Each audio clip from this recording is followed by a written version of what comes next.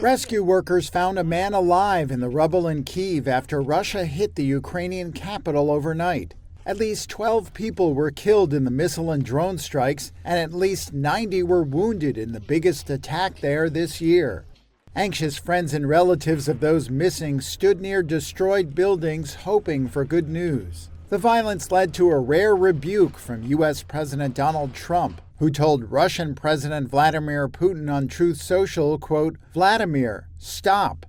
Trump was asked about his message to Putin during a meeting with Norway's prime minister in the Oval Office. What is your level of frustration with President Putin? I didn't like last night. I wasn't happy with it.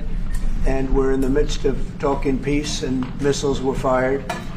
And I was not happy with it. That's what I meant. Why are you not putting more pressure on Russia? I know a lot of Europeans. Putting a lot of pressure. You don't know what pressure I'm putting on Russia. They're dealing. You have no idea what pressure I'm putting on Russia. We're putting a lot of pressure. Can you maybe tell us that? We're putting a lot of pressure on Russia, and Russia knows that, and some people that are close to it know, or he wouldn't be talking right now. What concessions has Russia offered up thus far to get to the point where you're closer to peace? Stopping the war, stopping taking the whole country. Pretty big concession. Trump said he still believed both sides wanted to make a deal to end the war begun by Russia in 2022. But the White House has also threatened to abandon its efforts at peace talks if no progress is made soon.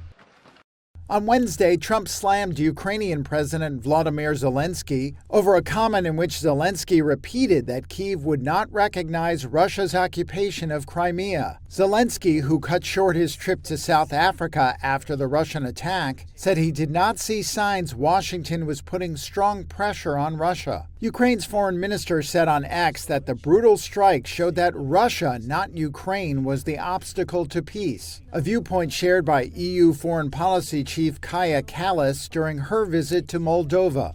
It is clear that we want peace. Moldovans want peace, Ukrainians want peace, Europeans want peace. But the reality is that Putin is escalating attacks, and it's making it clear that he doesn't want peace. It takes two to want peace. It only takes one to want war. We have to keep supporting Ukraine, that they are able to defend themselves. Talks did take place between the U.S., Ukrainian, and European officials in London this week, and Zelensky said on Thursday that the meeting with a U.S. representative had not been easy, but that it had been constructive. A U.S. official said Trump's special envoy is expected to meet Putin on Friday for more talks.